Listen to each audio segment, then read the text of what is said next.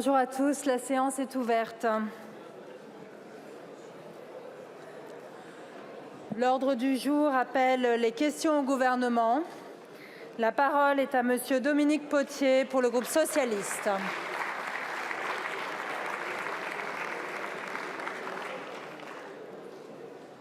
Madame la Présidente, Monsieur le Premier ministre, aujourd'hui au petit matin, une jeune femme, une jeune agricultrice a perdu la vie en s'engageant pour ses droits de vivre, pour ses droits à nous nourrir.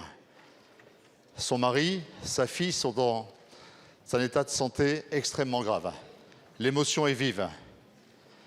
Aujourd'hui, même si j'ai des pudeurs à le dire, je veux redire mon attachement.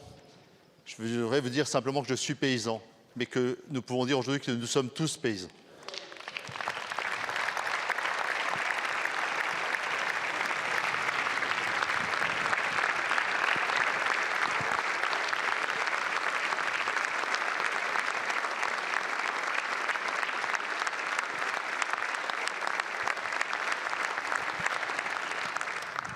Ce drame nous oblige, il nous oblige à la dignité, au refus de la démagogie, de toutes les démagogies. Le groupe socialiste, à travers moi, aujourd'hui, réaffirme 3 choses très claires. La prospérité de l'agriculture française s'est faite dans le cadre de l'Union européenne. Et c'est par l'Union européenne que nous retrouverons la prospérité de l'agriculture française.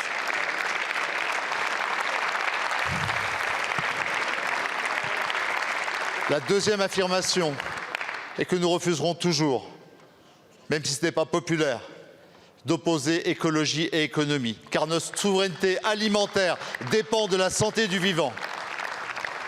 Et enfin, troisième affirmation, que je crois est partagée.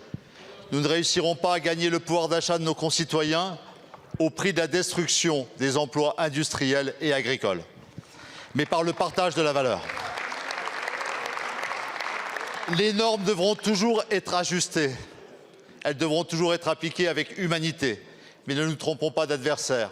Aujourd'hui, ce qui est la cause de la souffrance du monde paysan, ce sont les dérégulations, les concurrences déloyales, les expressions les plus néfastes du libéralisme. Nous formulons à cet instant 5 propositions. La première est l'application immédiate de la loi Egalim et la remise en cause de l'oligarchie de la grande distribution. La deuxième est que toutes les transitions, celles du GNR, celles des engrais, des systèmes... Mon cher collègue, je suis désolée. Vous êtes déjà largement au-delà de votre temps. Et il y a 5 propositions. Je pense que ça va beaucoup trop déborder. Désolée. La parole est à Monsieur Marc Fesneau, ministre de l'Agriculture et de la Souveraineté alimentaire. Merci beaucoup, Madame la Présidente. Mesdames et Messieurs les députés, Monsieur le député Potier, merci de votre question. Je voudrais m'associer aux mots que vous avez eus pour cette jeune agricultrice décédée ce matin aux environs de 6 heures. Finalement, et au fond, ce qu'elle faisait, c'est qu'elle défendait son métier, son travail, la dignité de son métier et les difficultés et les colères qui s'expriment aujourd'hui partout en France autour du monde agricole. Je voudrais dire que je partage les 3 points que vous avez évoqués. Le premier point, c'est d'abord d'un point de vue général, je pense qu'il faut qu'on cède dans ces cas-là, quand il y a cette colère et quand il y a des drames humains comme ceux qu'on vient de vivre, ne céder à aucune démagogie et à aucune facilité. La facilité et la démagogie, c'est la pire des choses quand il y a des crises comme celle-là. Le deuxième sujet que je voulais évoquer, vous avez raison, ne cherchons pas des boucs émissaires où ils ne sont pas toujours au niveau européen. Il n'empêche que nous devons travailler aussi au niveau européen à regarder comment dans les normes, dans la PAC, dans les accords internationaux, dans les clauses miroirs, on met bien en adéquation les nécessaires transitions et en même temps la volonté de souveraineté. Deuxième élément, il faut qu'on conjugue transition et équilibre économique. Et reconnaissons que depuis 20 ou 25 ans, on a mal conjugué ces choses-là. Alors vous faites état de la concurrence extérieure qui se crée à l'Union européenne, mais aussi les concurrences intérieures qu'on a créées par des surtranspositions. Et il faut en lucidité se dire qu'il y a des surtranspositions qui ont mis les agriculteurs français en situation de risque et de déloyauté de concurrence par rapport à leurs collègues européens. Et ça aussi, ça nourrit une colère européenne que vous ne voulez pas et que nous ne voulons pas non plus. Et il me semble qu'on a besoin de travailler. Et puis vous avez parlé du 3e point, mais il y aura d'autres questions. c'est la question de la répartition de la valeur. Nous avons posé sur la table la question d'Egalim. Nous sommes le gouvernement qui a, à plusieurs reprises, au travers de différentes lois, posé la question de la répartition de la valeur. C'est ça sur lequel nous devons être au rendez-vous. C'est le sens des contrôles que nous allons exercer pour faire en sorte que la lettre, mais aussi que l'esprit de la loi soit au rendez-vous dans les semaines et dans les mois qui viennent. Merci beaucoup, Monsieur le Ministre. Un peu de silence. La parole est à Monsieur André Villiers pour le groupe Horizon. Madame la Présidente, Mesdames et Messieurs les ministres, mes chers collègues, le profond malaise qui règne en France affecte particulièrement le monde agricole. Celles et ceux qui ont choisi, souvent par atavisme, mais toujours par passion, de devenir paysans, sont profondément épris d'indépendance, voire de liberté. Or, la réalité est tout autre, car confrontés aux dures conditions qui leur sont réservées, ils déchantent et crient aujourd'hui leur désarroi à la société entière. Les causes sont multiples et anciennes, au premier rang desquelles se trouve l'excès de taxes, de normes et les bas revenus. Le GNR, c'est l'arbre qui cache la forêt des exigences européennes devenues insupportables, car conditionnées au contrôle et à la crainte permanente de l'erreur, dont les conséquences financières sont vécues avec angoisse. C'est la corde qui tient le pendu. La dimension environnementale et son cortège de réglementation, à l'exemple des MAEC dont les DDT ont demandé ces jours derniers aux agriculteurs de retirer une partie des surfaces engagées pour limiter à 8 000 € le montant de l'aide. Il aura fallu 2 lois dites Egalim pour tenter d'améliorer le partage de la valeur. La montagne a accouché d'une souris. C'est un échec dont un signal faible a été le passage à la trappe électorale des 2 rapporteurs. La souveraineté alimentaire ne peut pas s'accommoder d'un gaspillage estimé à 20% du tonnage des denrées produites. Ce n'est pas acceptable. 1,5% des bénéficiaires de la PAC se partagent 30% de son enveloppe, dont on ne dit pas à nos concitoyens qu'elle est constituée exclusivement d'argent français qui transite par Bruxelles pour nous revenir partiellement, faisant de notre pays un contributeur net au budget de l'Union. La célèbre formule britannique des années 80 est d'actualité « I want my money back ». Des centaines d'agriculteurs se voient rayés ces derniers jours du bénéfice des aides de la PAC, car cumulant parfois une retraite de misère avec la poursuite de leur activité agricole. Et c'est là une décision non pas de l'administration, mais de la profession. Alors, Monsieur Rousseau, comment le dirigeant du groupe Avril et ses 6 milliards d'euros de chiffre d'affaires peut-il être entendu par les éleveurs charolais du Morvan? Monsieur le Premier ministre, venez tremper votre première paire de bottes chez nous, dans le Morvan, pays de Vauban et de la dîme royale. Merci, mon cher collègue.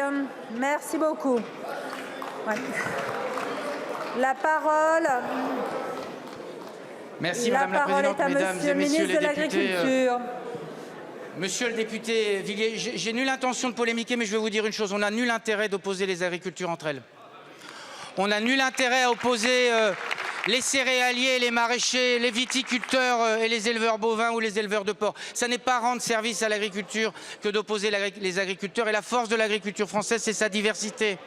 Alors oui, nous avons des problèmes. Vous avez raison, Monsieur Villiers. Nous avons essayé de résoudre un certain nombre d'entre eux. Je réponds d'abord à une question très précise sur les mesures agri-environnementales.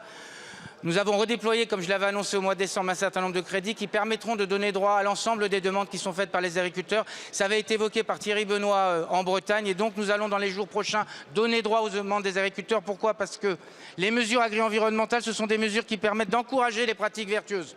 Et donc on a besoin de travailler sur ces sujets-là. Et puis, vous l'avez dit d'ailleurs d'une certaine façon, on a collectivement un devoir de lucidité et de vérité. Ça fait 25 ans que s'accumulent. Chacun, Monsieur le député, chacun doit prendre sa part, je prends la mienne. Je prends ma part de responsabilité, mais le cumul des normes sur les installations classées, le cumul d'un certain nombre de choses, ils sont aujourd'hui sur la table et aujourd'hui, je pense qu'on doit aux agriculteurs la vérité. Et donc j'espère, Monsieur le député, que nous travaillerons collectivement pour enfin résoudre cette équation qui est la surcharge de normes qui pèsent sur notre agriculture, c'est celle-là qui pèse sur le moral des agriculteurs. Il faut qu'on ait des normes qui accompagnent, qui encadrent et qui ne mettent pas sous la suspicion permanente les agriculteurs. C'est ça que demandent les agriculteurs. C'est cette dignité-là qu'ils réclament. Et ça fait 30 ans que ça dure. Donc il va falloir qu'on trouve les voies et moyens. Et j'espère que nous serons debout dans cette salle pour voter les textes et les améliorations dont on a besoin. Merci. Merci beaucoup, Monsieur le Ministre. La parole est à Madame Mathilde Dignet pour le groupe La France Insoumise. Merci Madame la Présidente. Au nom du groupe de La la France insoumise, j'adresse nos condoléances et notre soutien à la famille et aux proches de l'agricultrice qui a tragiquement perdu la vie, ainsi qu'à son mari et sa fille grièvement blessés ce matin.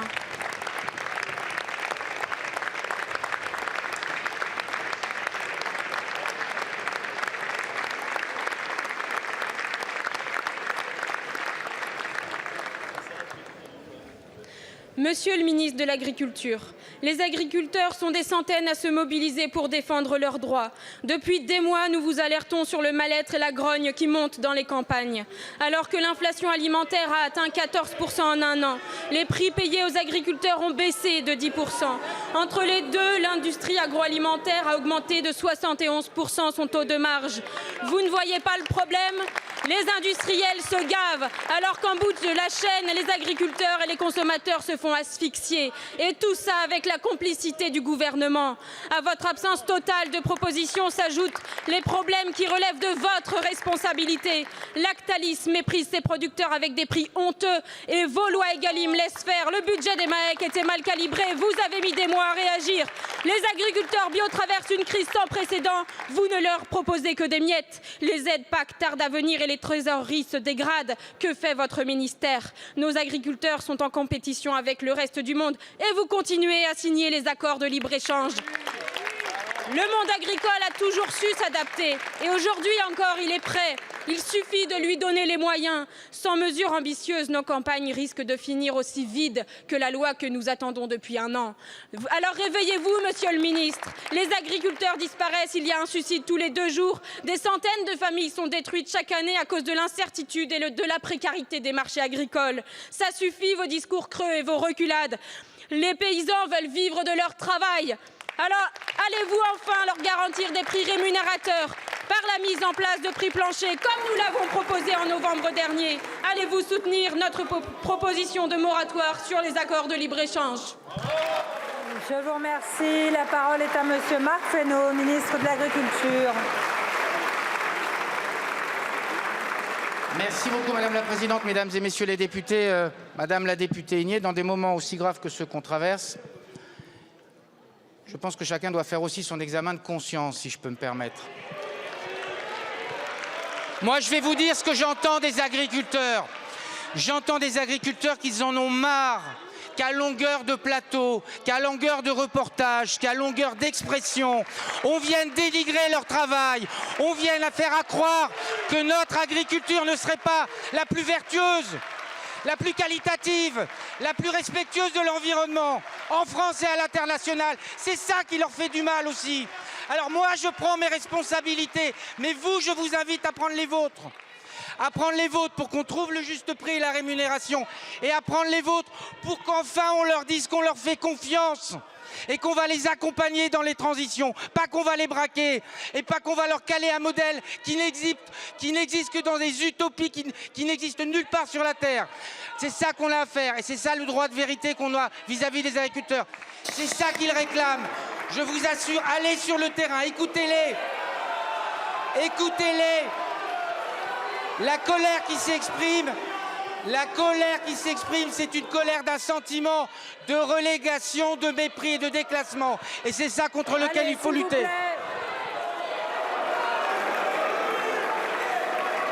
Merci beaucoup, monsieur le ministre. Allez, un peu de silence, s'il vous plaît. Alors, s'il vous plaît, on va faire silence pour écouter madame Marie Pochon pour le groupe écologiste. Merci Madame la Présidente. Je voudrais d'abord réaffirmer toute ma solidarité aux proches de l'agricultrice décédée ce matin en Ariège. Ma question s'adresse au ministre de l'Agriculture. Monsieur le ministre, partout dans notre pays, la révolte gronde. Une révolte qui jusque-là couvait, loin de votre ministère, davantage habitué à recevoir les capitaines d'industrie.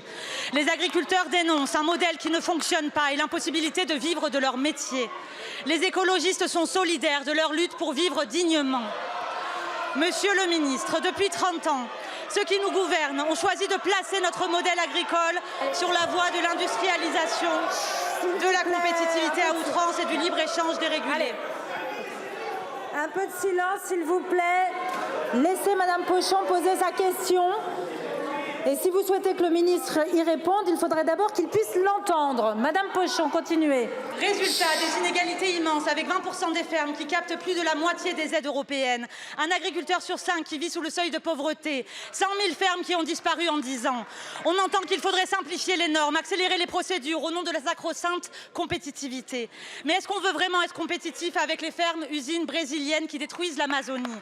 Cessons cette mise en concurrence qui ne fait que les affaires des grandes multinationales, qui fait disparaître les paysans et détruit les conditions mêmes de notre capacité à produire ici. Oui, chers collègues, l'agriculture n'est rien sans écologie. Les agriculteurs le savent, eux qui voient la disparition des pollinisateurs et les impacts des changements climatiques, eux qui s'adaptent tant bien que mal à vos injonctions contradictoires. Monsieur le ministre, vous ne pouvez pas demander en même temps à nos agriculteurs l'excellence sans aucun moyen, tout en leur imposant de produire à bas coût pour être compétitifs face au marché mondial. Vous ne pouvez pas en même temps laisser les prix agricoles s'effondrer et refuser d'encadrer les surprofits de l'agro-industrie, qui ont vu l'an dernier leurs profits bruts doubler de 3 à 7 milliards. Ce en quoi nous croyons, monsieur le ministre, c'est en la protection de l'excellence agricole française et européenne, celle qui garantit des revenus, celle qui nourrit notre pays, celle qui préserve notre capacité à produire demain, celle qui nous rend fiers. Monsieur le ministre, allez-vous enfin protéger les agriculteurs face à ce libéralisme débridé, ou préférez-vous continuer à garantir les profits monstres de l'agrobusiness? Je vous remercie. La parole est à Marc Fesneau, ministre de l'Agriculture. Mesdames et messieurs les députés, Madame la Présidente, Madame Pochon, mal nommer les choses ou mal nommer les problèmes, c'est ajouter au malheur du monde. Il y a un certain nombre de sujets sur lesquels vous avez raison, et c'est tout le sens de l'engagement qui a été le nôtre. Nous n'avons pas encore assez abouti, des mesures miroirs et d'avoir des accords internationaux qui respectent des standards et des normes qui correspondent plus à ceux des standards et des normes européennes. Mais allons au fait. L'accord sur le Mercosur, qui s'y oppose? C'est la France. L'accord sur l'Australie, qui s'y était opposé? C'est la France. Et donc, il faut aussi juger sur les actes. Et nous avons besoin aussi, parce qu'il faut le dire, dans le commerce international, de faire valoir ce qui est notre valeur, notre excellence, notre capacité productive. 50% de nos céréales sont exportées hors du sol français. Une grande partie de notre lait. Une grande partie de nos fromages. Et donc, il ne faut pas renoncer à notre capacité exportatrice. C'est pour ça que nous avons besoin de travailler sur notre compétitivité et c'est pour ça que nous avons besoin de travailler sur les questions des normes. Pardon, Madame Pochon, je suis d'accord avec vous sur l'idée qu'il faut qu'on arrive à conjuguer l'un et l'autre. Mais quand vous demandez à un agriculteur, en termes d'élevage, d'agrandir son bâtiment, parce qu'il faut améliorer les conditions de bien-être et qu'il a 50 procédures pour le faire, comment vous lui expliquez ça? Quand vous demandez à un éleveur, quand vous demandez à un éleveur, et nous avons travaillé sur le sujet, c'est un point de désaccord, de conjuguer le pastoralisme et en même temps de dire on ne fait rien sur la population de loups, vous avez un problème. Et nous avons avancé sur le sujet et vous n'étiez pas d'accord avec nous. Oui, nous avons besoin de réviser le statut de l'espèce et c'est ce que nous avons fait puisqu'il y aura une décision européenne. Et c'est ça que nous avons besoin de faire, de ne pas être aveugles au problème pour pouvoir conjuguer l'écologie et les questions de souveraineté. Sinon, nous n'y arriverons pas. C'est pour ça qu'on a besoin de bien nommer les choses et de bien apporter les réponses. Je vous remercie, Monsieur le ministre. La parole est à Monsieur Stéphane Travert pour le groupe Renaissance. Merci Madame la Présidente. Je voudrais, au nom des députés du groupe Renaissance, je veux dire notre émotion devant le drame qui est survenu ce matin en Ariège et nos pensées vont vers la famille et tous les agriculteurs de la ferme France. Monsieur le ministre de l'Agriculture et de la Souveraineté alimentaire,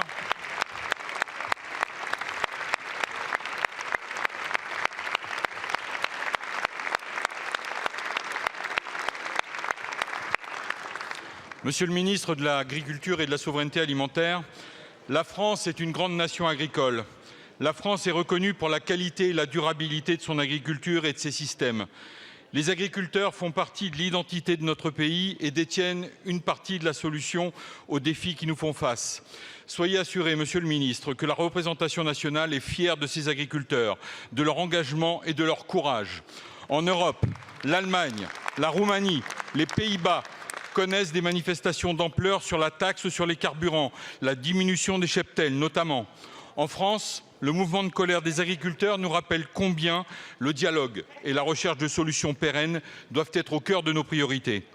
À travers ces mouvements, les producteurs veulent nous partager un sentiment mêlé de désespérance et de déclassement, celui aussi d'être emprisonnés dans un système fait d'injonctions contradictoires, tant en France qu'au niveau européen. Les agriculteurs sont à la fois victimes des changements climatiques, mais ils en sont aussi la solution comme acteurs majeurs de la transition dont ils sont convaincus et engagés.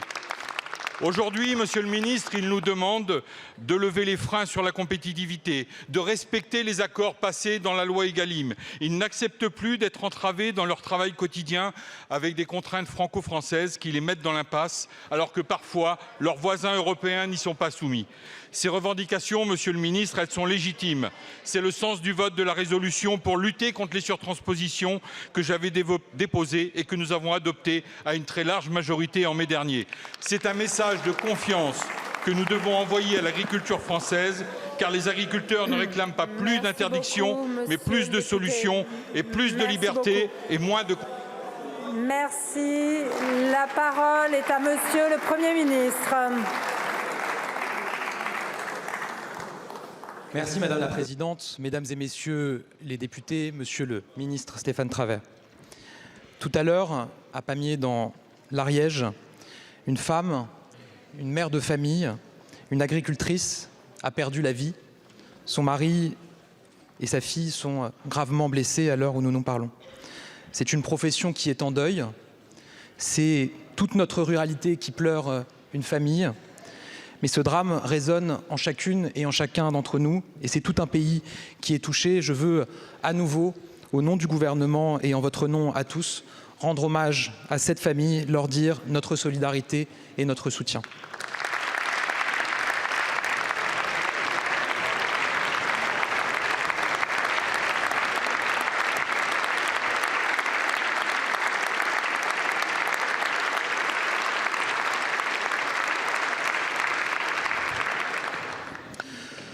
Encore ce week-end, je rencontrais des agriculteurs dans le Rhône.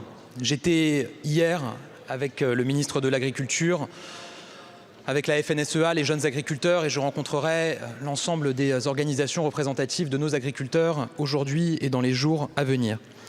Parler avec les agriculteurs, c'est d'abord parler de passion, celle de leur métier, celle de notre terre, celle de leurs bêtes. C'est parler de transmission, de leur volonté de faire connaître et de partager leur vocation. C'est parler d'engagement d'une France qui se lève aux aurores chaque jour, qui travaille, qui ne demande que les moyens de pouvoir bien faire son métier et de la reconnaissance. C'est aussi parler d'une crainte, celle de la disparition de notre modèle, de la perte de la qualité, de l'absence de relève. C'est enfin comprendre une blessure, celle de femmes et d'hommes qui donnent tout pour notre terre, tout pour nos bêtes, et qui se trouvent sans cesse dénigrés, caricaturés, acculés.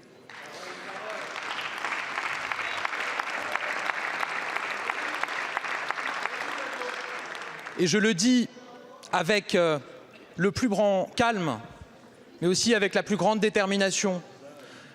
Parfois, vos larmes pour nos agriculteurs ressemblent à des larmes de crocodile, vraiment. Parce que la réalité, c'est qu'à lancer dans notre pays sur une retenue d'eau pour lutter contre la sécheresse, sur des investissements pour nos exploitations, ce sont vos amis qui s'y opposent. À chaque problème, vous répondez par une norme.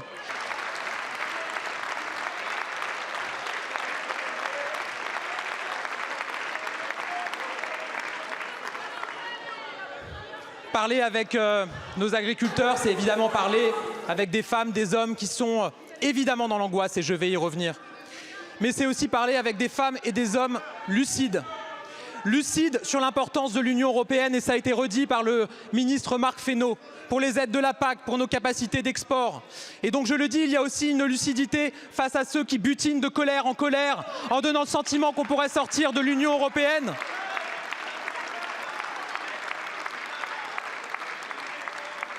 Votre président est aujourd'hui avec les pêcheurs, on y reviendra tout à l'heure dans des questions. Aujourd'hui, on en parle beaucoup, il y a des caméras. Le 26 décembre, quand les pêcheurs en colère, angoissés, étaient en train de crier leurs revendications, on n'a pas vu M. Bardella, on a vu Mme Lisiane Métayer, députée de cette majorité, qui, elle, n'était pas en vacances, qui était sur le terrain avec eux.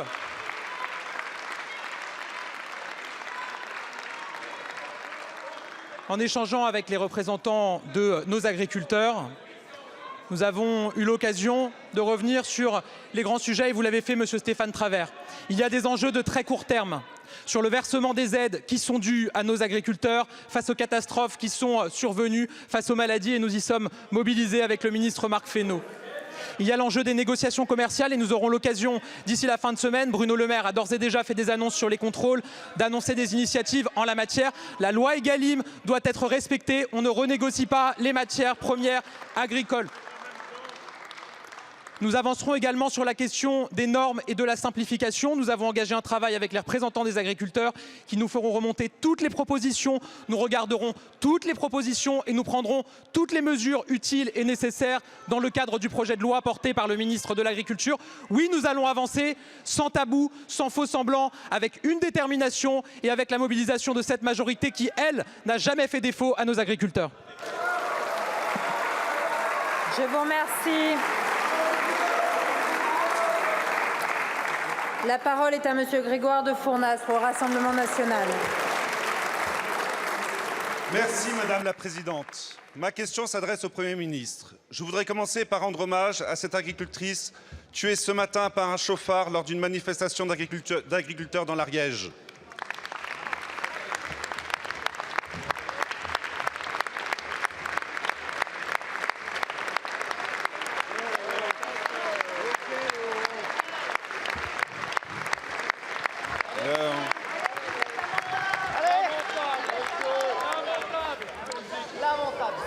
Monsieur le Premier ministre, depuis plusieurs semaines, les agriculteurs manifestent leur ras-le-bol de votre politique totalement incohérente qui consiste à leur imposer toujours plus de normes tout en les mettant en concurrence avec la terre entière. Nous vous alertons depuis des mois sur cette France rurale et du travail qui n'en peut plus. Et malgré nos mises en garde, vous avez voté le traité de libre-échange avec la Nouvelle-Zélande, qui va faire venir des milliers de tonnes de viande et de lait et dont la production ne respecte aucune des normes imposées à nos agriculteurs. Vous continuez à soutenir Farm to Fork, cette feuille de route européenne d'une écologie punitive et de décroissance agricole dictée par les pires écologistes d'extrême gauche. Au mois de décembre, et malgré notre ferme opposition, vous avez fait voter une augmentation de la fiscalité sur le GNR, alors que l'agriculture française est déjà asphyxiée par les charges. Alors que nos agriculteurs sont à l'agonie, vous essayez de gagner du temps par vos concertations stériles et la promesse d'une loi d'orientation agricole dont la vacuité ne réglera aucun des problèmes des agriculteurs. Monsieur le Premier ministre, cessez votre enfumage et répondez à ces 3 questions essentielles. Allez-vous revenir sur l'augmentation de la fiscalité sur le GNR? Allez-vous dénoncer le traité de libre-échange avec la Nouvelle-Zélande et abandonner les négociations avec le Mercosur? Allez-vous mettre fin à l'écologie punitive et à la stratégie Farm to Fork que vous avez votée au Parlement européen avec les écologistes? Répondez à ces 3 questions, tout le reste n'est que bavardage. Je vous remercie. La parole est à monsieur Marc Fesneau, ministre de l'Agriculture. Merci beaucoup, Madame la Présidente, Mesdames et Messieurs les députés. Monsieur le député de Fournas, on n'est jamais surpris avec vous. Vous n'êtes jamais en retard d'une démagogie ou d'une récupération. Alors oui, nous avons des problèmes. Oui, nous avons besoin qu'au travers des normes, le Premier ministre vient de le dire, au travers de la simplification, au travers de la compétitivité, nous travaillons pour les agriculteurs. Vous êtes un élu qui connaît son territoire, vous êtes un élu de Gironde. Les viticulteurs de Gironde, ils ont besoin de quoi? Ils ont besoin de compétitivité. Ils ont besoin qu'on les accompagne, on l'a fait par la distillation en 2023, 200 millions d'euros. Ils ont besoin, vous savez quoi? Ils ont besoin d'échanges commerciaux. Parce que si le Bordeaux ne s'exporte pas, vous m'expliquerez comment il continuera à y avoir une viticulture en Gironde. Et donc, ils ont besoin qu'on leur dise les grands enjeux, de les accompagner dans la compétitivité et pas de les enfermer dans l'autarcie qui, au fond, les condamne à disparaître. C'est ça sur lequel on a besoin de travailler. Enfin, je veux répondre sur la question du GNR. Nous avions mis en place, avec Bruno Le Maire, un mécanisme qui était un mécanisme de baisse de l'avantage fiscal, 70 millions sur 1,3 milliard, avec des compensations fiscales qui permettent de compenser à l'euro, d'un point de vue global, ces compensations. Il s'avère, laissez-moi finir, il s'avère, et c'est ce que disent aussi les manifestants, que sur les territoires, ça ne se repartit pas forcément de façon homogène. Je l'ai dit, mais Je l'ai dit, et donc on est en train de travailler, de regarder avec les organisations professionnelles comment les choses peuvent s'équilibrer et comment on peut à la fois avoir une trajectoire sur la fiscalité et en même temps avoir une trajectoire qui soit bien répartie sur l'ensemble des territoires et qui corresponde à l'ensemble des besoins des agriculteurs. C'est ça ce qu'il faut, monsieur de Fournas, c'est leur dire la vérité, c'est répondre à leurs problèmes. Je prends ma part des choses, je prends ma part, et chacun doit prendre sa part, des choses qui n'ont pas été faites. Mais il me semble qu'on a besoin d'accélérer, et si vous pouviez sortir de la démagogie, peut-être qu'on avancerait au service de l'agriculture. Je vous remercie, monsieur le ministre. Monsieur le député. Monsieur le ministre, vous n'êtes pas agriculteur, moi je suis viticulteur. Et mon père qui a 62 ans et qui est aussi viticulteur ne se paye plus depuis plus d'1 an. Alors arrêtez avec vos accusations. Le vide sidéral de votre réponse est l'aveu de votre impuissance. L'agriculture française est au bord du gouffre. La parole est à monsieur Julien Dive pour le groupe Les Républicains. Merci, Madame la Présidente. Les Républicains s'associent à la douleur du monde agricole et adressent leurs condoléances à la famille d'Alexandra. Monsieur le Premier ministre, leur fin, FIN, sera notre fin, FAIM. La colère des agriculteurs qui éclate dans tout le pays frôle le point de non-retour. Ne soyez pas étonnés, c'est la conséquence des promesses tombées au champ d'honneur qui ont fini de les exaspérer. Votre majorité leur promet des lois pour leur simplifier la vie, pendant qu'au Parlement européen, vous votez en randonnion la décroissance derrière monsieur Canfin. Quelle imposture! En reportant sans cesse les réponses attendues, vous participez au déclin de l'agriculture française. Ce n'est donc pas simplement un projet de loi que vous retardez, mais l'avenir même de notre agriculture et de notre souveraineté alimentaire. Juillet, automne, décembre, janvier et finalement, la LOA est désormais annoncée après le salon d'agriculture. Il y a encore quelques jours, vous étiez donc prêt à présenter au Conseil des ministres un texte bref, moins 10 ans, pour tenter d'acheter la paix sociale agricole. Vous nous menez en bateau. Les surtranspositions de normes, les contraintes sont toujours plus pressantes, les contrôles toujours plus inquisiteurs, pendant qu'à côté, nous accueillons des produits étrangers suivant des règles que nous ne tolérons pas chez nous. Ne soyez pas plus royaliste que le roi sur les normes agricoles. Vous interdisez certains produits phytosanitaires, mais vous ne donnez que des miettes à la recherche d'alternatives. Vous n'assumez pas les choix courageux des nouvelles techniques de sélection variétale pour répondre aux enjeux environnementaux. Les agriculteurs vous réclament des prix, vous bricolez une pseudo-loi sur les négociations commerciales sans effet. Cette Assemblée nationale vote à l'unanimité la réforme du système des retraites agricoles. Vous mettez 12 mois à nous sortir un scénario d'entrée en vigueur. Réveillez-vous! Les agriculteurs n'ont pas à choisir entre les zadistes bourgeois qui les zigouillent et le citadin Bardella opportuniste qui découvre les fermes. Avec les Républicains, nous faisons un seul choix, leur faire confiance, leur permettre de vivre, d'être bien rémunérés. Le diagnostic est posé, voici le remède. Gel de la taxe GNR, abrogation des surtranspositions abusives, maîtrise des charges sociales, investissement et autorisation pour le stockage de l'eau, révision des règles de négociation. Alors, monsieur le Premier ministre, quelles sont vos solutions aujourd'hui, maintenant? Avec quels moyens? Ils méritent des réponses et non des reports sans fin. Merci beaucoup, mon cher collègue. La parole est à monsieur Marc Fesneau, ministre de l'Agriculture. Merci beaucoup, Madame la Présidente. Mesdames et Messieurs les députés, Monsieur le député Dive, vous connaissez bien ces sujets. Je vais essayer de vous répondre sur un certain nombre de points. Premier point, sur les sujets des négociations commerciales. Je ne connais pas un agriculteur, une organisation professionnelle qui voudrait qu'on revienne sur la loi Egalim. Il nous demande d'aller plus loin, il nous demande de vérifier, d'aller au contrôle. Donc ne dites pas que cette loi a été inutile. Cette loi, elle a été un premier pas sur la rémunération.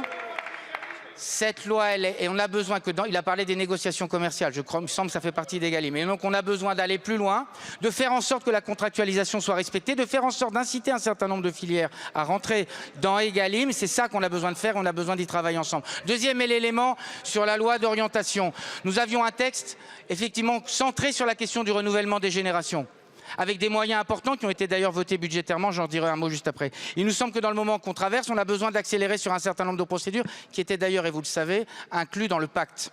Et donc on a besoin, s'il y a besoin d'éléments législatifs, de le faire, et c'est pour ça qu'il faut prendre ce temps-là, pour répondre concrètement, vous avez raison, aux demandes qui sont celles des agriculteurs. Et puis nous avons un sujet européen. Monsieur le député Dive, c'est moi qui ai pris l'initiative au nom de la France d'une demande de suppression de la dérogation de l'affaire des jachères, des 4% de jachères, pour faire en sorte que dans ce monde où nous importons en Europe 40 millions de tonnes de céréales, on arrête de mettre en jachère et en inculture un certain nombre de terres. C'est la France qui a été rejointe par 22 pays. Maintenant, on attend de la Commission qu'elle réponde. Et c'est le combat que nous continuons à mener. C'est la France et c'est les délégations françaises, y compris de Renaissance, qui a mené des négociations pour faire en sorte que le texte sur la restauration de la nature n'aboutisse pas à la mise sous cloche de la nature. Alors oui, il y a des enjeux, oui, il y a de la bataille à mener, oui, il y a à faire en sorte que dans le Green Deal, on vienne conjuguer les transitions, parce que vous le savez comme moi, monsieur le député Dive, il y a besoin de transition. Il y a des secteurs entiers de l'agriculture, en zone intermédiaire en particulier, qui sont en grande difficulté du fait du dérèglement climatique. Mais on a besoin de le conjuguer avec la souveraineté. Et c'est ça, et c'est ce combat-là qu'il faut continuer à mener, y compris au niveau européen. Je vous remercie, Monsieur le ministre. La parole est à Monsieur Mathieu Lefèvre pour le groupe Renaissance. Merci Madame la Présidente. Ma question s'adresse à Monsieur le ministre de l'Économie, des Finances et de la Souveraineté industrielle et numérique. Monsieur le ministre, depuis 2017, sous l'autorité du Président de la République, vous incarnez une politique économique qui libère l'activité et protège les Français des crises que nous avons connues. Face à la crise sanitaire, vous étiez là. Face à la crise énergétique, vous étiez là. Grâce au bouclier énergétique, l'État a pris en charge la moitié de la facture des Français. Grâce à cette politique que n'a soutenue la majorité et qu'elle seule, la facture d'électricité des Français est parmi les plus basses d'Europe. Alors aujourd'hui, les oppositions s'indignent de la sortie des dispositifs de crise. Certains par pure hypocrisie et d'autres par paresse intellectuelle. À l'extrême droite, on déplore les conséquences des causes qu'on chérit. À l'extrême droite qui a soutenu l'agresseur russe en Ukraine, grand responsable de la hausse des prix de l'électricité. Et à l'extrême gauche, on voudrait se priver des recettes qui permettent de financer le chèque énergie pour les plus modestes et qui permettent également le développement des énergies renouvelables. Extrême gauche et extrême droite joignent leur voix pour implorer le retour du bouclier énergétique contre lequel ils ont voté. Alors mes chers collègues, si nous avions attendu ces oppositions, les factures des Français auraient plus que doublé ces 3 dernières années. Les Français doivent le savoir. Et oui, parce qu'autour de Gabriel Attal, nous formons une majorité responsable, une majorité qui refuse le déclassement, qui refuse l'endettement, une majorité qui sait que la dette d'aujourd'hui, ce sont les impôts de demain. Pour l'ensemble de ces raisons, nous soutenons que la sortie de crise signifie sortie des dispositifs de crise. Ma question, Monsieur le ministre, est donc de savoir comment le gouvernement entend-il œuvrer pour continuer à faire en sorte que les prix de l'électricité soient plus bas en France qu'ailleurs. Merci beaucoup, mon cher collègue. La parole est à Monsieur Bruno Le Maire, ministre en charge de l'économie, des finances, de la souveraineté industrielle et numérique. Merci, Madame la Présidente, Mesdames et Messieurs les députés, Monsieur le député Lefèvre.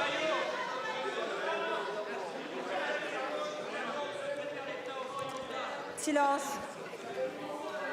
Quand les prix de l'électricité ont explosé, Monsieur le député Lefèvre, cette majorité a mis en place un bouclier tarifaire sur l'électricité qui nous a permis de prendre en charge la moitié des factures d'électricité de nos compatriotes. Ce bouclier, vous avez voté contre également. Vous n'avez aucune leçon de pouvoir d'achat à nous donner pour la protection de nos compatriotes. Nous avons toujours indiqué avec le Premier ministre et avec le Président de la République que nous sortirions progressivement de ce bouclier tarifaire. Il y avait une taxe intérieure sur la consommation finale d'électricité, elle était à 32 € le mégawattheure avant la crise. Nous l'avons ramenée à 1 € pendant la crise. Nous la faisons progressivement remonter à 21 € en dessous de ce qu'elle était avant la crise, pour sortir progressivement, pour continuer à financer le chèque énergie des plus modestes, les 6 millions de ménages qui vont toucher 150 € pour éviter la précarité énergétique, pour financer les énergies renouvelables et pour faire en sorte que nos compatriotes des départements d'outre-mer et de Corse ne payent pas leur électricité plus cher. C'est à la fois juste et responsable, ça définit bien notre majorité. Enfin, je rappelle que si nous voulons la prochaine fois protéger nos compatriotes aussi bien que nous l'avons fait pendant la crise du Covid et pendant la crise inflationniste, il faut savoir sortir définitivement du quoi qu'il en coûte. Ça aussi, c'est une question de justice et une question de responsabilité. C'est le sens de la décision que nous avons prise sur les tarifs d'électricité. Je vous remercie, Monsieur le ministre. La parole est à présent à Monsieur Sébastien Jumel pour le groupe GDR. Je le dis avec gravité. Ils veulent nourrir, pas mourir. Avec gravité, au moment où un dramatique accident de la route a endeuillé une famille d'agriculteurs en Ariège. Le groupe GDR s'associe à l'hommage à cette famille qui manifestait simplement pour sa dignité. Ils veulent nourrir, pas mourir, asphyxiés par des choix politiques libéraux, technocratiques, qui à Bruxelles comme à Paris tournent le dos à la terre et à la mer nourricière. Au sortir du confinement, le président promettait de revenir aux fondamentaux, à la souveraineté alimentaire du pays. Mais le fossé n'a jamais été aussi grand entre les promesses de l'exécutif et la réalité quotidienne des artisans de notre souveraineté alimentaire, pêcheurs et agriculteurs lestés de boulets. Notre agriculture comme notre pêche vivent des crises majeures. Tout le démontre. Barrages sur les routes, fermeture d'ateliers laitiers chez moi en Normandie, indignité des négociations commerciales qui réservent aux producteurs le sort des citrons pressés, accords de libre-échange qui fondent sur notre agriculture comme le loup sur l'agneau, loi d'orientation agricole vide et sans arrêt repoussée.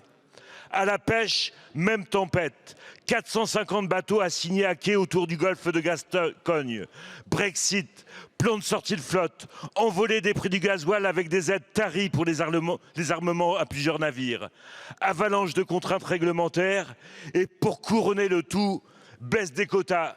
En Normandie, Bretagne, Hauts-de-France, partout la filière est menacée alors que nous n'avons même pas de ministre de plein exercice.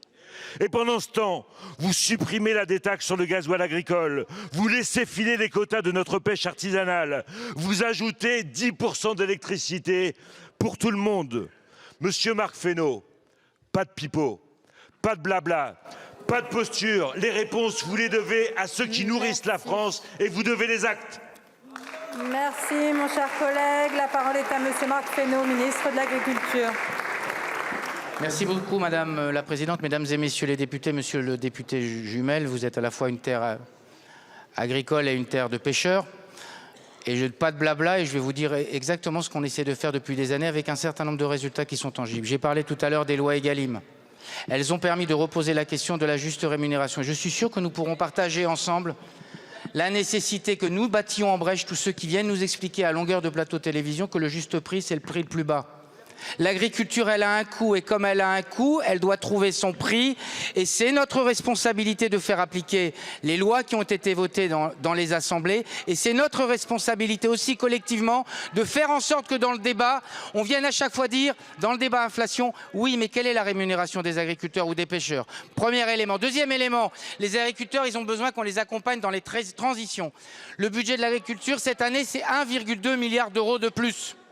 Et pour répondre d'ailleurs à la question de monsieur Dive, je crois, c'est 250 millions pour retrouver des alternatives aux produits phytosanitaires. Ça, c'est du concret, pardon de vous le dire, et ça va permettre aux agriculteurs de pouvoir anticiper des éléments de transition. Et puis, troisième élément, c'est sur les négociations. Mais nous allons discuter avec les filières laitières, comme je l'ai fait depuis que je suis arrivé à mon ministère, et mon prédécesseur aussi, pour faire en sorte que chacun prenne ses responsabilités dans le temps qui reste de négociation. Et vous pouvez compter sur nous. C'est ce qu'on a fait d'ailleurs l'an dernier, permettez-moi de vous le dire. Et puis, je voudrais dire un mot des accords internationaux. Vous êtes une terre...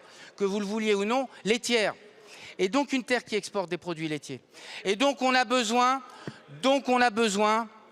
de renforcer la compétitivité de cette filière, de favoriser l'installation, d'alléger un certain nombre de normes qui viennent plutôt freiner qu'entraver. En fait, vous disiez les agriculteurs veulent nous nourrir et pas mourir. Vous avez raison, ils veulent du respect et pas du dénigrement. Ils veulent de la confiance et pas de la défiance. Ils veulent des prix rémunérateurs et pas la course à l'échalote entre la grande distribution pour le prix le plus bas. Et tout ça, nous pouvons le partager et c'est les textes et les éléments que le Premier ministre présentera dans les jours qui viennent pour avancer concrètement sur ces sujets. Merci beaucoup, Monsieur le Ministre. La parole est à Madame Martine Frogier pour le groupe Lyot. Merci Madame la Présidente. Ma question s'adresse à Monsieur le ministre de l'Agriculture.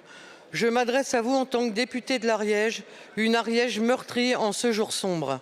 Ce matin, à Pamiers, Alexandra, jeune agricultrice de 35 ans, a été fauchée alors qu'elle manifestait pacifiquement avec sa famille et les agriculteurs ariégeois. Ils étaient présents sur ce barrage pour exprimer leur colère et leur incompréhension contre un système qui abandonne nos paysans. Son mari et sa fille sont très grièvement blessés.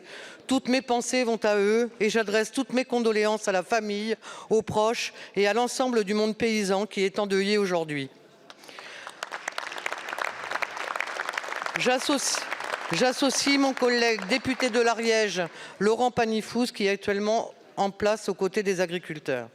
Cette terrible nouvelle nous bouleverse et tous ici, nous avons à y répondre.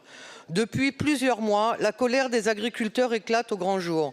Ce n'est pas une colère épisodique, mais le résultat d'années de conditions de vie inacceptables. Nos agriculteurs se sentent abandonnés, stigmatisés, caricaturés, mal aimés. Leur colère est multifactorielle. Augmentation des matières premières et de l'énergie, augmentation de la taxe sur le GNR, des tâches administratives toujours plus contraignantes sans être accompagnées. Les retards des versements de la PAC sont devenus la règle en Ariège. Les demandes d'aide au titre de l'éco-régime ont été faites depuis plus de 2 mois, mais les versements n'interviennent toujours pas. Malgré les promesses, les lois Egalim 1 et 2 ne sont toujours pas appliquées. Faut-il rappeler que certains travaillent jusqu'à 80 heures par semaine sans disposer pour autant de revenus décents. Qui d'autre accepterait de travailler dans ces conditions?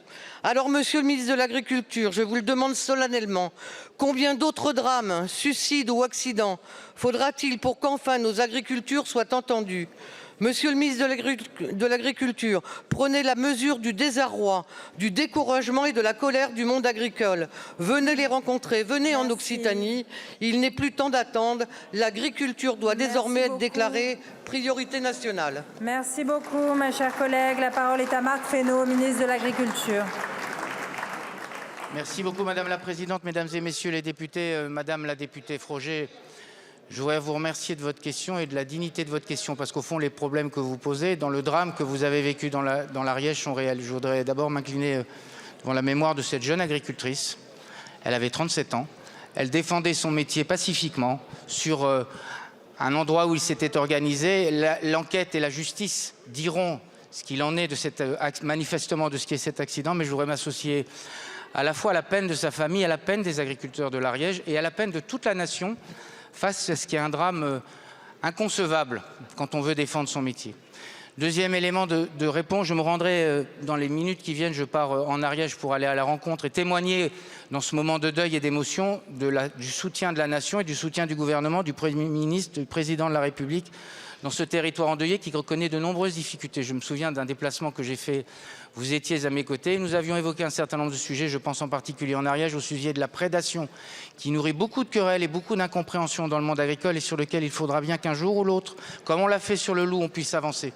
Et donc nous serons à vos côtés sur ces sujets-là. Vous avez raison, ils ont besoin de reconnaissance, ils ont besoin que dans des territoires comme cela, on puisse reconnaître les spécificités, les handicaps particuliers qu'ils connaissent, soit d'accès à l'eau, soit les handicaps liés aux zones de montagne.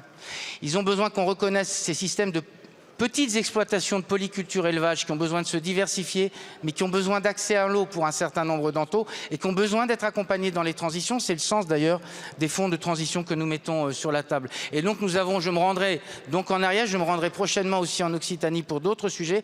C'est une région qui est particulièrement en souffrance. En tout cas, je vais m'y rendre et cet après-midi et le travail que nous ferons dans les semaines suivantes en n'oubliant pas cette jeune femme et en n'oubliant pas le combat qu'elle menait, parce que c'est notre combat à tous. Je vous remercie, Monsieur le Ministre. La parole est à présent à Madame Anne-Laure Babeau pour le groupe démocrate. Merci Madame la Présidente. Tout d'abord, comme nos collègues l'ont fait, le groupe démocrate a une pensée émue pour la jeune agricultrice décédée ce matin, pour son conjoint et sa fille qui sont dans un état grave. Nous adressons toutes nos pensées à leurs proches.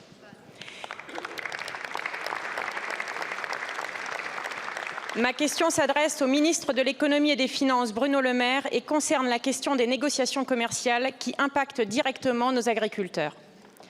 Monsieur le ministre, comme vous le savez, il nous reste 7 jours. 7 jours pour aboutir aux négociations commerciales entre les distributeurs et les industriels.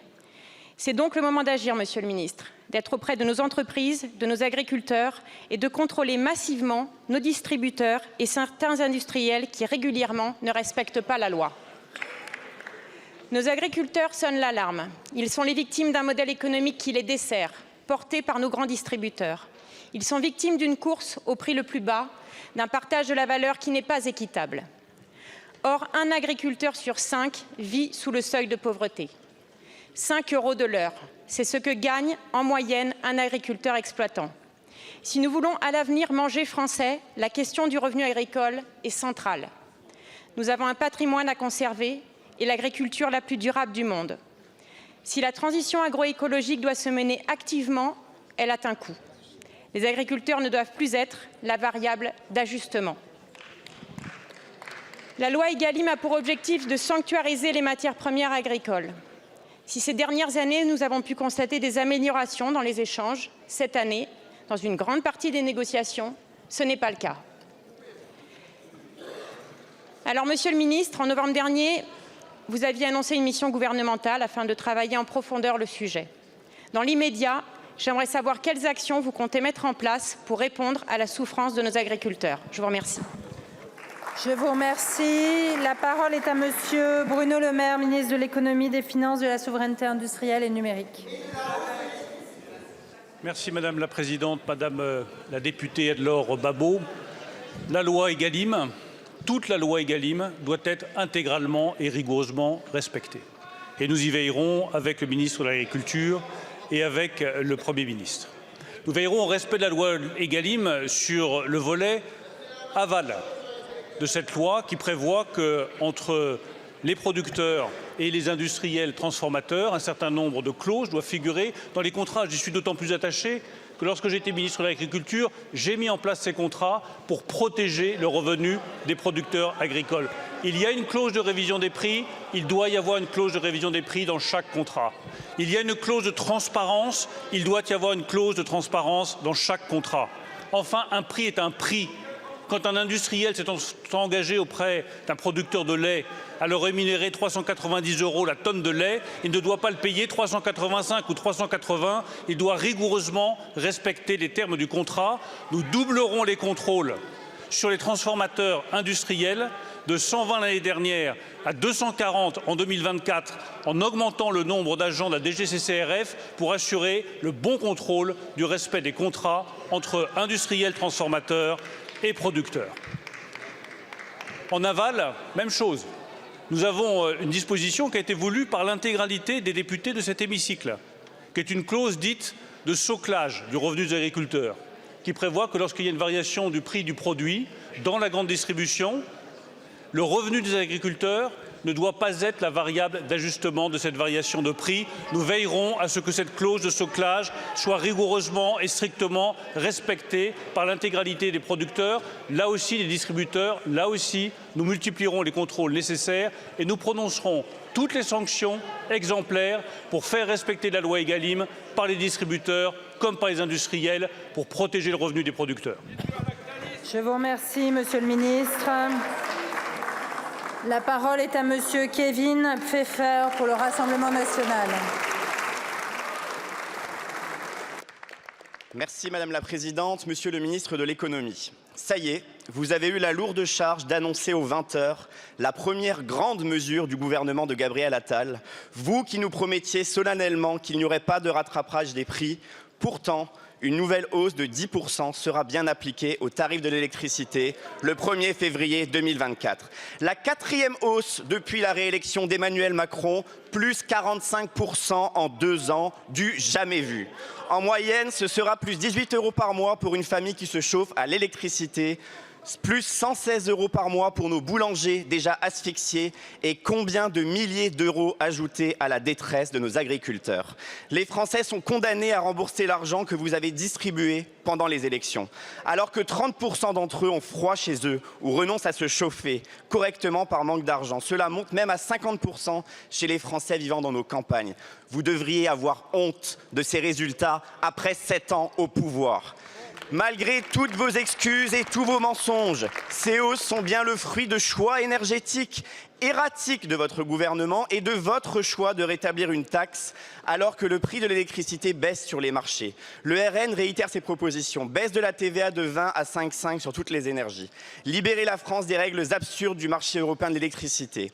Investir massivement dans la recherche et le nucléaire, énergie la moins chère et la moins polluante. Monsieur le ministre, la première décision du nouveau gouvernement a donc été d'affaiblir un peu plus le pouvoir d'achat des Français. Jusqu'à quel sommet Attal le taxeur et Le Maire le menteur vont-ils continuer à faire exploser les factures des Français? La parole est à Monsieur Bruno Le Maire, ministre de l'Économie, des Finances, de la Souveraineté industrielle et numérique. Madame la Présidente, Monsieur le député Pfeffer, vous êtes un peu pingre avec les Français.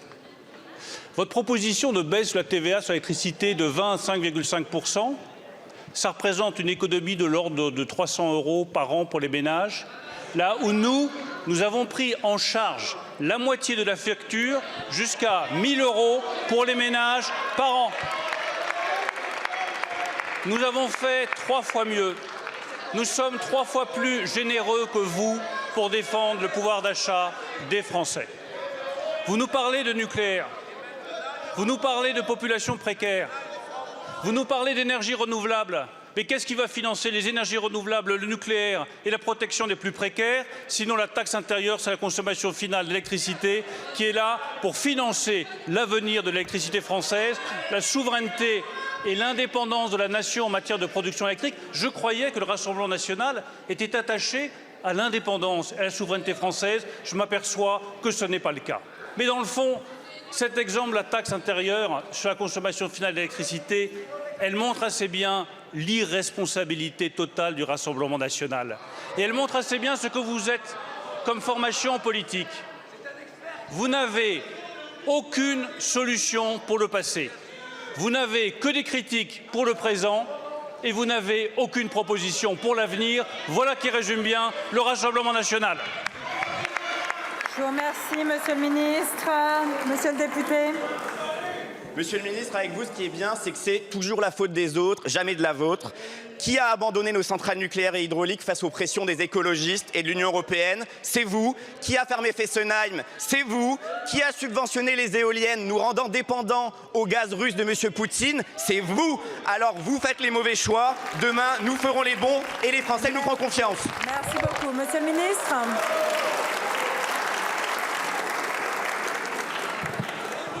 Qui a dit, monsieur le député, que l'énergie nucléaire était extrêmement dangereuse et qu'il fallait en sortir? Marine Le Pen, la présidente du Rassemblement national.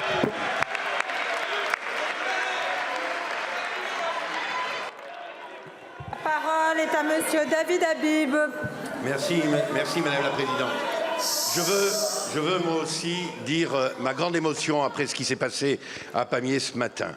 Je n'évoquerai pas les questions agricoles, mais j'évoquerai, Monsieur le ministre de l'économie, un dossier qui pourrait relever de ce que les agriculteurs ont dénoncé comme on marche sur la tête. Le Béarn attend en effet que l'État se positionne sur un projet bien avancé d'injection de CO2 dans le bassin de Lac. Ce projet, appelé Picasso, est porté par les groupes français Teréga et Lafarge, espagnols Repsol et Mittal Euskadi. Tous les industriels présents à Lac, toutes les organisations syndicales, tous les élus, tous les députés béarnais sont contre. J'avais fait de cette opposition à Roland Lescure l'idée, l'expression, et je veux ici saluer d'ailleurs l'écoute et la disponibilité qui a été la sienne. Aujourd'hui, c'est à l'État de nous dire ce qu'il veut. J'explique les enjeux. 1. Il n'est pas possible d'injecter et d'extraire concomitamment dans une même cavité. En géologie, le en même temps, ça ne marche pas. 2. Depuis 2010, à l'initiative des industriels, des syndicats, des collectivités locales, Lac a changé son logiciel. Le gaz extrait reste à Lac pour être cédé aux seuls industriels présents à un tarif compétitif. Nous avons ainsi réussi la mutation de notre bassin industriel. Par ailleurs, de par la très forte teneur en soufre de notre gaz, nous avons obtenu une dérogation à la loi Hulot. L'activité de la biochimie, la chimie du soufre, c'est 1500 salariés. 3. Le projet Picasso mettra un terme à cette activité. Picasso, c'est 80 emplois. La thiochimie, c'est 1500 emplois. 1500 d'un côté, 80 de l'autre. Alors l'injection n'est pas à rejeter en soi, mais Lac ne saurait être sacrifié pour des groupes qui redoutent la taxe européenne de 2026. Aussi, au-delà des aspects environnementaux et d'image, importer du CO2, nous souhaitons connaître la position de l'État sur cette question. Merci beaucoup, monsieur le député. La parole est à monsieur Bruno Le Maire, ministre de l'économie, des finances, de la souveraineté industrielle et numérique. Madame la Présidente, monsieur le député Habib, vous connaissez notre ambition, c'est de faire de la France la première nation décarbonée en Europe à horizon 2040. Et pour ça, nous voulons étudier toutes les solutions, y compris le stockage géologique de CO2. Donc nous sommes tout à fait ouverts à cette possibilité-là. Sur le site de Lacq, c'est à peu près 500 millions de tonnes de CO2 qui pourraient être stockées. Pour certaines activités comme la production de ciment, si on veut décarboner, il n'y a pas d'autre solution pour le moment que de stocker le carbone. Donc je le redis, nous sommes ouverts à cette option-là. Pour l'instant, nous n'avons pas été saisis d'une demande formelle sur le projet Picasso. Donc nous attendons d'avoir la saisine formelle. Et ensuite, la décision de l'État, elle sera rendue en fonction de 3 critères. Premier critère, l'acceptabilité de la population. Et je le dis comme ministre en charge désormais de l'énergie, il faut que sur tous les projets énergétiques, la population soit convaincue et accepte les projets qui ont toujours des incidences locales qui sont importantes. Deuxième condition, le respect de nos critères environnementaux. Enfin, troisième condition, la défense de l'emploi industriel. Il ne s'agit pas qu'en créant du stockage géologique de CO2, on détruise d'autres emplois industriels sur le site. À ces 3 conditions-là, monsieur le député Habib, nous sommes ouverts à ces propositions de stockage de CO2. Merci, monsieur le ministre. La parole est à monsieur Paul Vannier pour le groupe La France Insoumise. Merci, madame la présidente. Monsieur le Premier ministre, la ministre de l'école privée étant en situation de conflit d'intérêts, je vous adresse ma question directement. Mardi dernier, le journal Mediapart révélait le rapport caché de l'inspection générale de l'éducation nationale concernant le collège Stanislas. L'établissement, sous contrat avec l'État, financé sur fonds publics, ne respecte pas la liberté de conscience des élèves. Il y règne un climat homophobe et une culture du viol qui les mettent en danger. Les programmes scolaires n'y sont pas entièrement dispensés. Manifestement, le collège Stanislas est un territoire perdu de la République où la loi ne s'applique pas. On y croit et on y pratique le séparatisme. Le directeur de Stanislas affirme ainsi obéir, je le cite, à une double légitimité, faisant prévaloir celle de l'Église catholique sur celle de la République. Son établissement a mis en place un système de contournement de la règle commune permettant à une poignée de ses élèves bien nés d'échapper à Parcoursup. Monsieur le Premier ministre, en décembre dernier, obéissant à la consigne du gouvernement, le préfet du Nord prononçait la rupture du contrat d'association entre le lycée Averroès et l'État au prétexte d'enseignements contraires aux valeurs de la République. En toute logique, sur la base des mêmes griefs, le collège Stanislas devrait à son tour voir son contrat d'association rompu. Dans le cas contraire, chacun constaterait qu'enfant de puissants vous êtes protégés, qu'enfant de misérables vous êtes maltraités, que la sévérité frappe le lycée musulman quand le silence protège le collège catholique. Monsieur le Premier ministre, sommes-nous en République? La loi est-elle la même pour tous? Quand allez-vous casser le contrat d'association avec le collège séparatiste Stanislas? Merci beaucoup. La parole est à madame Prisca Thévenot, porte-parole du gouvernement et ministre en charge du renouveau démocratique. Merci madame la présidente, mesdames et messieurs les députés. Monsieur le député Vannier, suite à l'envoi du rapport effectivement concernant l'établissement Stanislas le 2 août 2023, plusieurs recommandations ont été émises et immédiatement des actions ont été mises en place par Gabriel Attal qui était alors ministre de l'Éducation nationale et de la jeunesse. Le rapport a été transmis aux autorités compétentes. Des échanges ont eu lieu entre le rectorat et le directeur diocésain en septembre et en janvier dernier. Plus précisément sur le parent d'élèves qui aurait assuré des séances de catéchèse à titre bénévole et qui aurait tenu des propos inappropriés susceptibles d'être qualifiés pénalement en raison de leur caractère homophobe. Oui, Gabriel Attal, alors ministre de l'Éducation nationale et de la jeunesse, a déclenché immédiatement un article 40. Pour ce qui est de Parcoursup, les recommandations ont été suivies des faits puisqu'effectivement des vérifications et des investigations ont été menées et les rappels ont été adressés aux personnes concernées. Le ministre de l'Éducation nationale et également la ministre en charge de l'enseignement supérieur sont en alerte sur ce sujet. Mais plus rapidement, Vous parlez effectivement de valeurs républicaines, de cette capacité à faire république. Je vous le dis, en réalité, votre sujet, ce n'est pas Stanislas. C'est que vous n'aimez pas dans sa globalité l'école privée. Vous n'aimez pas ces Françaises et ces Français qui ont choisi de mettre leurs enfants dans l'école privée. Vous êtes en train ici de faire une différence entre tous les enfants, ceux qui sont en école publique et en école privée. Alors qu'ensemble, ici, nous devrions être unis pour travailler à l'excellence pour nos enfants et pour notre République. Mais par ailleurs, vous nous donnez des grandes leçons de républicains.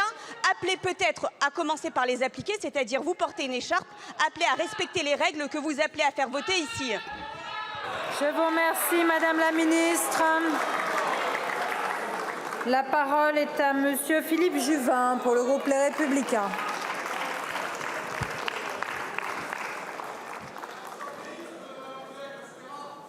Madame la Présidente, ma question s'adresse à Madame la Ministre de la Santé.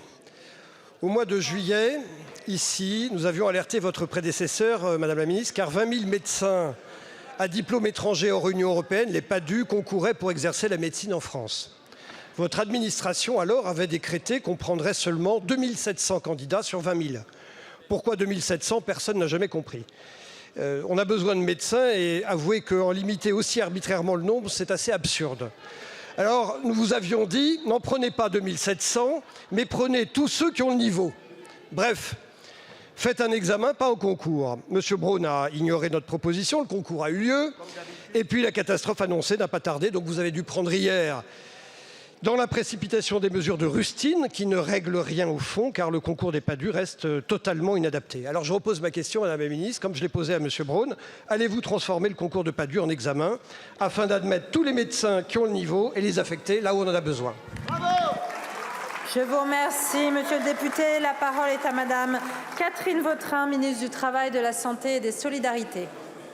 Merci Madame la Présidente, Mesdames et Messieurs les députés, Monsieur le député Philippe Juvin.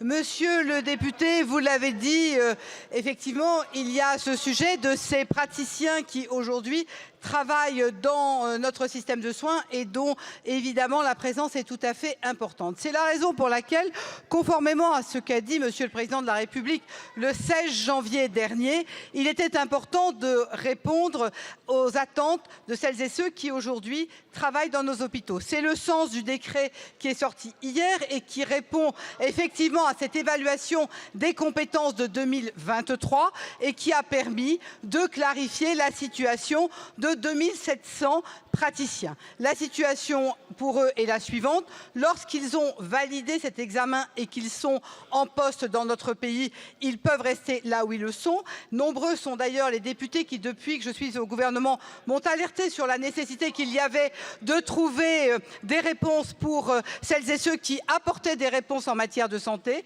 Le deuxième sujet est celui qui sont aujourd'hui en dehors de notre pays mais qui ont validé ce diplôme et qui donc d'ici la fin du premier trimestre seront en capacité de venir exercer dans notre pays.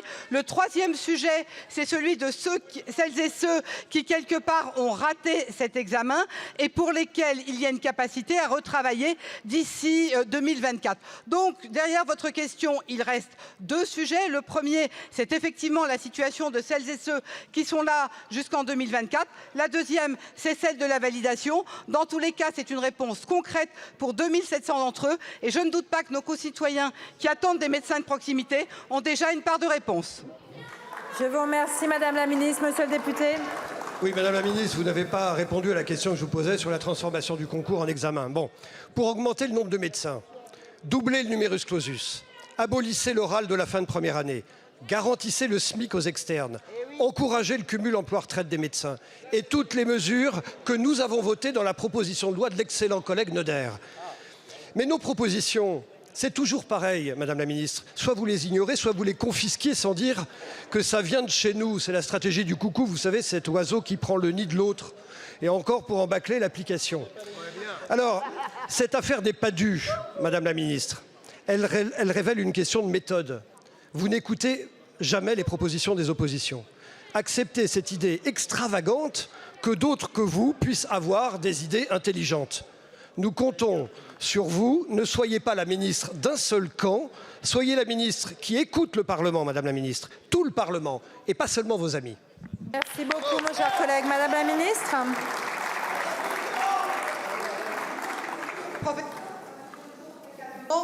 Vous le savez, le drame de notre pays, c'est le manque de médecins. L'origine, vous la connaissez comme moi, c'est le numerus clausus. Le gouvernement qui a eu le courage de venir vers le numerus apertus, c'est celui-là. Travaillons ensemble pour avancer.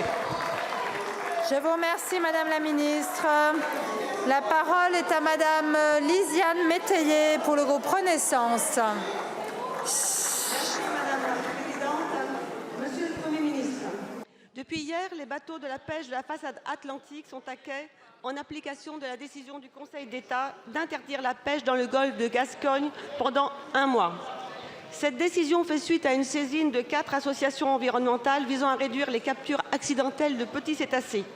Cette interdiction est un véritable coup de massue porté à nos pêcheurs qui avaient engagé de lourds investissements conformément au plan d'action entre le gouvernement et les professionnels en faveur d'une pêche plus responsable. H4 caméras, dispositifs d'effarouchement, etc. J'étais aux côtés des pêcheurs artisans lorientais de ma circonscription dès le 26 décembre. Mes collègues Stéphane Buchou, Didier Legal, Liliana Tanguy et bien d'autres sont également mobilisés. La décision du Conseil d'État vient anéantir tous les efforts entrepris, et ce, alors même que la filière souffre depuis de nombreuses années d'un contexte de crise successive, Brexit, hausse du gasoil conséquente de la guerre en Ukraine. S'ils ont toujours fait face et continuent de le faire, cette dernière décision remet cependant en cause leur savoir-faire séculaire en opposant écologie et économie, alors même que nous leur devons notre souveraineté alimentaire et que ces objectifs doivent être complémentaires. Avec cette décision, ce sont plus de 450 navires de pêche impactés dans le golfe de Gascogne, mais c'est l'ensemble de la filière de pêche de la façade atlantique qui est menacée. Rien que sur ma circonscription de Lorient, ce sont 3000 emplois concernés. Monsieur le Premier ministre, comment rassurer nos pêcheurs? Comment les accompagner dans cette nouvelle crise? De tout temps, ils ont fait preuve d'un savoir remarquable, indispensable à notre économie. Nous leur devons notre soutien. Et alors que l'année 2024 est celle de la mer, ne devons-nous pas réarmer notre filière pêche et faire de la France cette puissance nation maritime? C'est l'élu qui vous parle, mais aussi la fille et petite fille de marins, pêcheurs, groisillons, qui a à cœur de sauver la filière pêche. Je vous remercie, Madame la députée. La parole est à Monsieur le Premier ministre. Merci Madame la Présidente, Mesdames et Messieurs les députés, Madame la députée Métayer. Quand on parle de souveraineté alimentaire de la France et de richesse pour notre pays, évidemment que la pêche a une place absolument majeure dans notre souveraineté et dans ce dont nous pouvons être fiers à l'international. Nous avons une filière pêche puissante, de très grande qualité, une très grande expertise et surtout passionnée par son métier. Et à l'occasion des assises de l'économie de la mer au mois de décembre dernier, le président de la République lui-même s'est engagé sur des mesures fortes, un nouveau contrat stratégique de filière pour renouveler les flottes. On s'est engagé sur 750 millions d'euros dans les années à venir pour renouveler les flottes, pour renforcer l'attractivité de ces métiers et notre compétitivité. Ensuite, je veux rappeler, Madame la députée, que ce gouvernement et cette majorité ont été aux côtés de nos pêcheurs dans toutes les tempêtes des dernières années. Au moment du Brexit, au moment du Covid, au moment des crises liées à l'inflation des prix de l'énergie après la guerre en Ukraine. Au global, c'est 350 millions d'euros qui ont été engagés pour soutenir la filière pêche à l'occasion de ces crises. Et vous me permettrez de rendre hommage au travail d'Hervé Berville, qui au gouvernement était particulièrement mobilisé, évidemment, en sa qualité de secrétaire d'État à la mer. Vous l'avez dit, après la décision du Conseil d'État, c'est une nouvelle tempête qu'affrontent nos pêcheurs. Oui, nous serons à leur côté. Nous avons annoncé d'ores et déjà un certain nombre de mesures pour les soutenir. D'abord, une mesure d'équité et de cohérence. La décision du Conseil d'État ne s'appliquait qu'aux navires français. Nous l'avons étendue aux navires étrangers et je le dis, nous le ferons respecter. Les navires étrangers ne pourront pas venir pêcher là où les navires français ne peuvent pas pêcher du fait de cette décision. Deuxième mesure, des indemnisations importantes pour la filière. Les mesures notifiées à la Commission européenne prévoient une indemnisation de 80 à 85% du chiffre d'affaires pour les pêcheurs, un soutien à la filière aval pour le mareyage avec 75% de la perte d'excédent brut d'exploitation, la possibilité de recourir au chômage partiel pour les porcs, les criées et les mareyeurs. Et enfin, pour soutenir la trésorerie, nous ferons en sorte que les dossiers de demande d'aide soient traités rapidement et nous mobiliserons le secteur bancaire. Mais je le dis, Madame la députée, j'en suis conscient, nos pêcheurs comme nos agriculteurs d'ailleurs. Ils font partie de tous ces Français qui n'ont pas envie de survivre avec des aides. Ils veulent vivre de leur travail. Oui, on est au rendez-vous pour les accompagner pendant ces coups durs, pour les soutenir financièrement. Mais ils ne se lèvent pas le matin en allant chercher les aides. Ils se lèvent le matin pour travailler pour leur passion. Et donc ce que nous devons, c'est évidemment faire en sorte qu'aussi vite que possible, ils puissent à nouveau prendre leur navire, prendre la mer pour aller faire leur travail, faire leur passion, et nous serons à leur côté pour les accompagner. Merci beaucoup, Monsieur le Premier ministre. La parole est à Monsieur Nicolas Maisonnet pour le Rassemblement national. Merci, Madame la Présidente. Ma question s'adresse par défaut à Monsieur le ministre de l'Agriculture et de la Souveraineté alimentaire, puisque à ce jour, nous n'avons ni ministre ni même secrétaire d'État chargé de la mer. Monsieur le ministre, à l'agonie de nos agriculteurs est en train de répondre celle de nos pêcheurs. 450 navires dans les eaux du golfe de Gascogne resteront à quai durant un mois, interdits d'exercer leur activité. Une victoire obtenue par des associations dites écolos, surtout anti-pêche, qui qualifient les chalutiers d'abattoirs flottants. Rester à quai, voilà la hantise de nos marins français. Persécutés par la multiplication des normes et des politiques iniques de l'Union européenne que vous soutenez, au nom de l'écologie punitive et de la décroissance, c'est toute une filière qui est en train d'être assassinée. Dans ma circonscription, au Grau-du-Roi, deuxième port de Méditerranée, le nombre de chalutiers a chuté de 35 à 15 en l'espace de 30 ans. Sur cette même période, la flotte de pêche française a perdu la moitié de ses navires. Au motif de vouloir préserver la ressource halieutique, la France, pourtant dotée de 3 façades maritimes exceptionnelles et de la 2e zone économique exclusive du monde, importe désormais 2/3 de ses produits de la mer. Quelle hypocrisie! L'étau se resserre sur ceux qui ont consacré leur vie à l'un des métiers les plus importants qui soit, celui de nourrir la population. Essentiel à notre souveraineté alimentaire, exerçant dans des conditions parfois extrêmement difficiles, il se voit dicter une politique commune à Bruxelles, totalement déconnectée des spécificités du modèle français. Système de quotas hasardeux, concurrence déloyale, réduction du nombre de jours de sortie en mer, développement anarchique de l'éolien offshore, explosion des coûts du gasoil. Ils sont de plus en plus nombreux à vouloir, passez-moi l'expression, quitter le navire. Alors la colère monte, monsieur le ministre, et elle est légitime. Allez-vous donc laisser notre filière de pêche française disparaître? Je vous remercie. La parole est à Monsieur le Premier ministre. Merci Madame la Présidente, Mesdames et Messieurs les députés, Monsieur le député Maisonnet. Monsieur le député, vous pouvez utiliser tous les mots que vous voulez, charger l'Union européenne de tous les mots que vous voulez. La réalité, c'est que l'événement qui a le plus mis en danger nos pêcheurs ces dernières années, c'est le Brexit, et que les premiers soutiens du Brexit, c'était vous, c'était le Rassemblement national.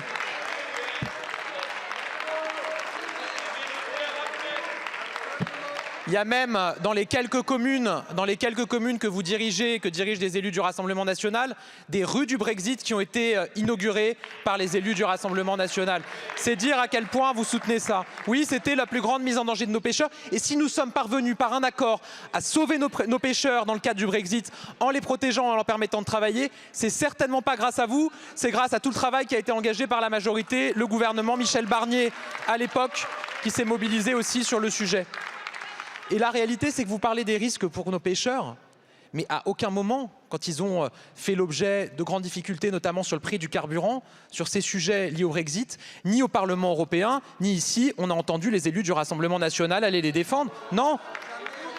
À 5 reprises, on a prolongé un dispositif de soutien aux pêcheurs pour leur carburant. 80 millions d'euros qui ont été investis. On ne vous a pas entendu à l'époque les défendre et le réclamer. Donc oui, ils font face aujourd'hui à une très grande angoisse et une très grande inquiétude liée à cette décision qui les empêche de sortir dans le golfe de Gascogne pour 450 navires du fait de la capture de cétacés.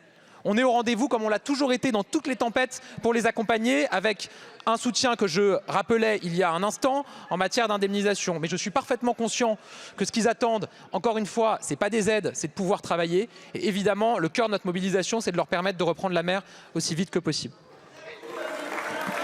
Je vous remercie, Monsieur le Premier ministre. La parole est à Monsieur Philippe Fay pour le groupe Renaissance. Merci Madame la Présidente, Monsieur le Premier ministre, Mesdames et Messieurs les ministres.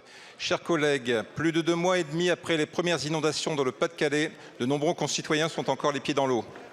De nombreux résidents ont perdu leur maison et les solutions de relogement ne sont pas toujours adaptées. De nombreuses entreprises peinent à retrouver leur activité ou sont définitivement perdues. De nombreux habitants, commerçants, artisans sont encore en attente d'une prise en charge par leur assurance. Nos agriculteurs vivent des moments particulièrement difficiles alors que l'hiver sera encore long, sans véritable solution pour assurer la reprise du travail. Sur le terrain, au quotidien, je partage leur désarroi.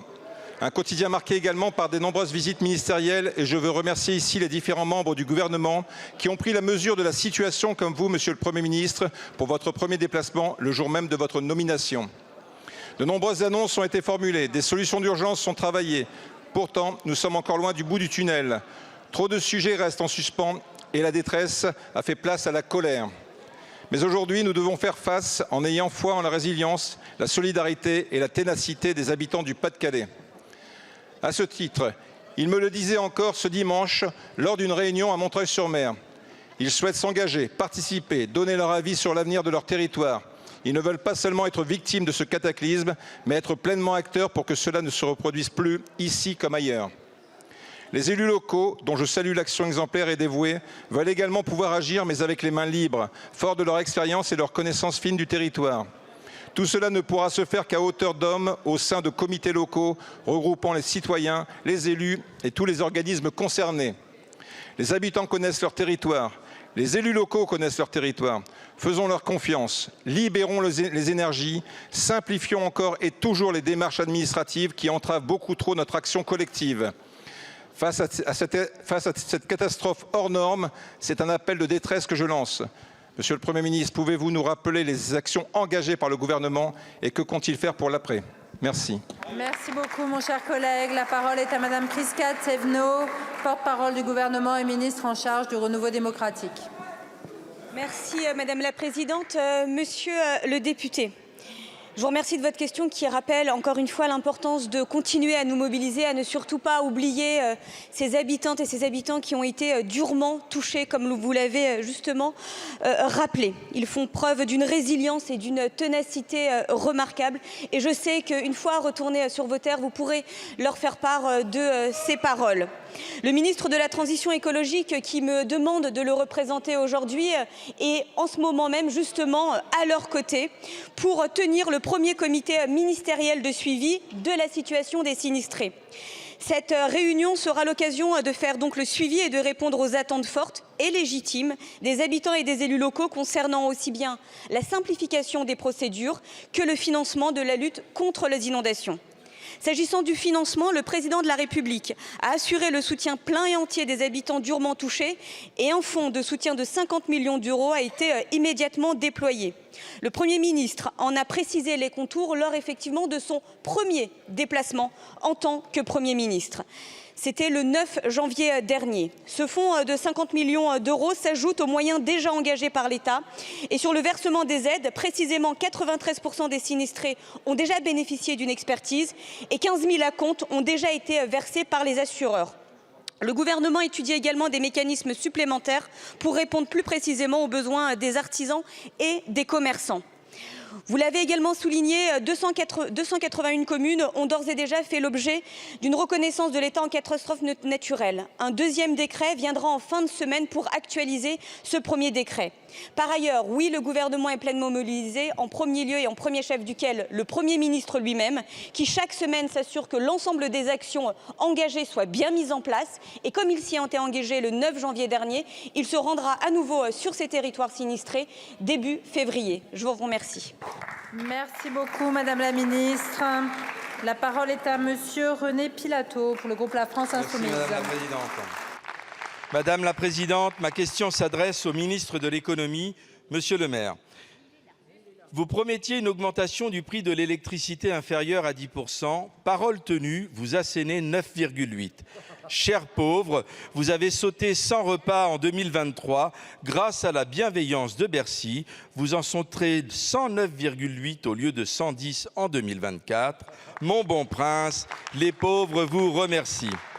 En Charente, des parents isolés, très souvent des mamans, doivent choisir entre payer la facture d'électricité ou payer la cantine. In fine, les gosses ne mangent plus à leur faim. D'après vous, vive la concurrence qui fait baisser les prix. Ils n'ont jamais été aussi hauts et ce n'est pas fini.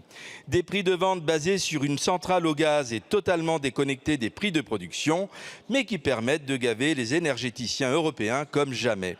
Vos services sont-ils au courant que l'explosion des prix de l'énergie lamine les forces vives du pays ? Monsieur le maire, quelque chose en France ne tourne pas rond. La sortie des tarifs réglementés, c'est vous. Les boulangeries qui ferment, c'est vous. Les TPE, PME en difficulté, c'est encore vous. Les communes qui rognent sur le social, c'est toujours vous. L'explosion de la pauvreté dans ce pays, ça se sait que c'est vous. Jusqu'où allez-vous affamer et tondre la population pour que les Bernard Arnault, Bettencourt, Muliez et Pouyanné, les 43 milliardaires qui ont doublé leur fortune en 10 ans, soient protégés. Renoncer à cette hausse de 10% du prix de l'électricité est une décision politique, celle d'être au service du peuple et non de quelques-uns.